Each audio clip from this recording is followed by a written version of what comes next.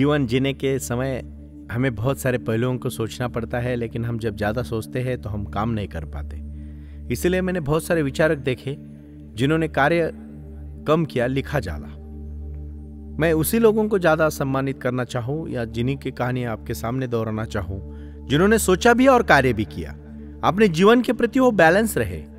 जीवन में अगर हम कोई खाना खा रहे हैं और उसमें हम नमक ज़्यादा डालेंगे तो भी वो खाना अच्छा नहीं लगता, और अगर डालेंगे ही नहीं तो भी अच्छा नहीं लगता। अगर वो सही मात्रा में डालेंगे तो हमारा जीवन कितना, देखो खाना कितना अच्छा होता है। उसी प्रकार हम हमारे जीवन में सोचेंगे भी और कार्य भी करेंगे तो हमारा जीवन अच्छा होगा। और इसी के लिए मैं एक छोटी सी कहानी आपके सामने लालच के प्रति बताना चाहूंगा। सारे सवाल क्यों न दे दिए।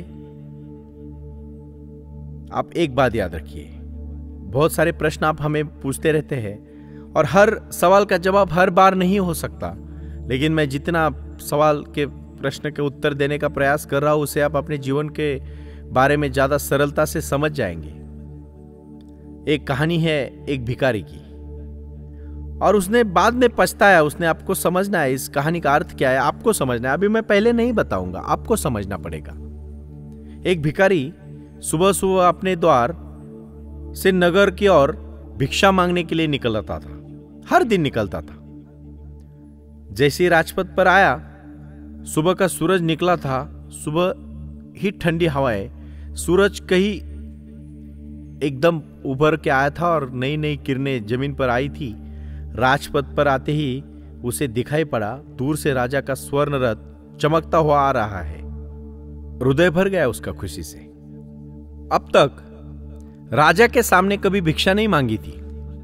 गया था राजद्वार पर बहुत बार, लेकिन द्वारपाल ने उसको वही रोका था। वो थोड़ी अंदर जाने देंगे, कौन भीतर घुसने देगा, राजा तक कौन पहुंचने देगा भीख मांगने के लिए।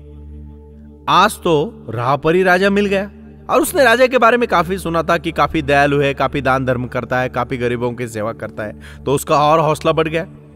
लोगों को क्या, अगर फ्री में चाहिए तो फिर सामने वाले को कितना भी उसकी तारीफ करते ही चले जाते हैं। सपने बांधने लगा कि राजा क्या देगा क्या नहीं देगा। सोचने लगा, कल्पनाओं में से ही दंग रह गया, और सोचते सोचते सपनों में खड़ा वही रह गया। राजा का रथ एकदम सामने आकर खड़ा हो गया।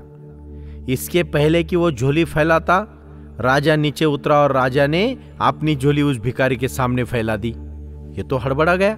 वो खुद राजा से भीख मांगने का सोच रहा था और राजा ही झोली खुला करके सामने खड़ा है भीख लेने के लिए। भिखारी ने जीवन में कभी दिया नहीं था, हमेशा लिया था। हम भी जीवन से देखो ना, हर चीज लेते हैं, देते क्या है। हम बोलते हैं कि देश ने हमारे लिए क्या किया, राष्ट्र ने हमारे लिए क्या किया, उन्होंने क्या किया, उसने क्या किया, दोस्त ने क्या किया, किसने क्या क्या किया। अरे तूने क्या किया उनके लिए, उन्होंने क्या किया ये सोचता है, लेकिन तुमने क्या किया जरा सोचो, जरा समझो। और जीवन के हर पहलू के प्रति आप शांति से स्मरण करोगे ना, जीवन बहुत अच्छा है। बस देने की आदत डालो। खाली लेने का सोचोगे ना, एक दिन तकलीफ में जरूर आओगे मतलब आओगे, उसमें कोई दौरा नहीं, कोई शक नहीं। देखिए आगे क्या होता है। भिखारी ने जीवन में हमेशा लिया था, देने की कोई आदत ही नहीं थी उसकी, कोई साहस न था। खड़ा रह गया, हाथ हिलते न थे। झोली में हाथ डाला था, मुट्ठी बांधता चावलों की, पर छोड़ देता था। एक मुट्ठी चावल व्यर्थ ले चले जाएंगे, इसी से हिम्मत हार जाता था। फिर उसने मुट्ठी बांधी, एक चावल निकला और राजा की झोली में एक ही चावल डाल दिया। राजा बैठा रथ पर और चला गया। धूल उड़ाती ही रह गई। रथ था, जोर से चला गया। भिखारी रोता रह गया। एक दिन भीख मांगी। देखिए, हर दिन वो भीख मांगता था, लेकिन उस दिन जब उसने भीख मांगने को गया तो उसने सामने राजा ने भीख मांगी, उससे मांगी, तो वो एकदम निराश हो गया, नाराज हो गया, दुखी हो गया, और उसी दिन भर भीख मांगता रह गया। भीख बहुत मिली उसको, और धूल उड़ाती, मतलब जैसे राजा चला गया था ना, वैसे वो अपने आहिस्ते आहिस्ते कदम से अपने शांति से घर लौटा। आज झोली बहुत भरी थी, बहुत भिक्षा मिली थी उसको, लेकिन खुश बिल्कुल भी नहीं था। चेहरे पे तो ऐसा था कि आज बहुत दुखी हो गया है, कुछ भी नहीं मिला है। दुख इसका था, एक चावल छूट गया था जो राजा लेके गया था। देखिए, लोगों की नियत और सोच के प्रति आज जो विचार मैं आपके सामने दोहरा रहा हूं, इसको आप शांति से सुनिए, अपने जीवन के प्रति देखिए। इतना कुछ दिया भगवान ने आपको, हाथ दिए, पांव दिए हैं, आंख दिए है, कान दिया है, नाक दिया है, मेहनत करने की क्षमता दी है। हम क्या देते हैं? जितना एफर्ट्स लोगे उतना जिंदगी को सही पाओगे। याद रखना, आप अपने जीवन में जितना मेहनत करते हो ना, उतना ही आप सक्सेस हो जाते हो। ऐसे ही सक्सेस घर में नहीं आता। और फिर उसी प्रकार वो रोता हुआ घर लौटा। झोली खोली पत्नी ने, सारे चावल को नीचे बिखर गए। भिखारी तो छाती पीट कर रोने लगा। झोली खोलते ही दिखाई पड़ा एक चावल का दाना सोने का हो गया।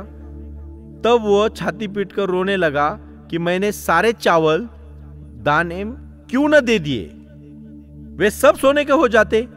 लेकिन अवसर बीत गया और अब कुछ भी नहीं हो सकता था सिवाय इसके कि वह रोता रहे। जो आदमी अपने जीवन में प्रेम से जितना दे देता है, बांट देता है, उसी का जीवन स्वर्ण का हो जाता है। और जो आदमी जितना रोक लेता है, उतना ही मिट्टी हो जाता है आखिरी में। कहावत है, आपने सुनी होगी, सिकंदर ने कहा था, जब मैं मर जाऊंगा तो मेरी कब्र के सामने, या मेरी कब्र जहां आप मुझे जमीन में गाड़ दोगे, उधर मेरे हाथ खाली रखना, क्योंकि लोगों को पता चलेगा जिन्होंने आधा हिंदुस्तान नहीं पूरा जगत जीता था, वो आदमी मरते समय खाली हाथ लेके लौट गया, मर गया, निकल गया। इसका मतलब है प्रेम भरी आशीर्वाद से जिंदगी को खुशी से जितना बांटोगे, चाहे वो ज्ञान हो, चाहे वो धन हो, चाहे अन्नदान हो, चाहे जीवन के प्रति अच्छे विचार हो, इन सब को आपको बहुत मिलेगा। इसलिए बांटते रहो, ज्यादा सोचो मत। धन्यवाद। बांटो, बेशर्त बांटो। बांटने में ही तुम पाने के अधिकारी होते हो। Share share unconditionally. You are become a master of something which you share.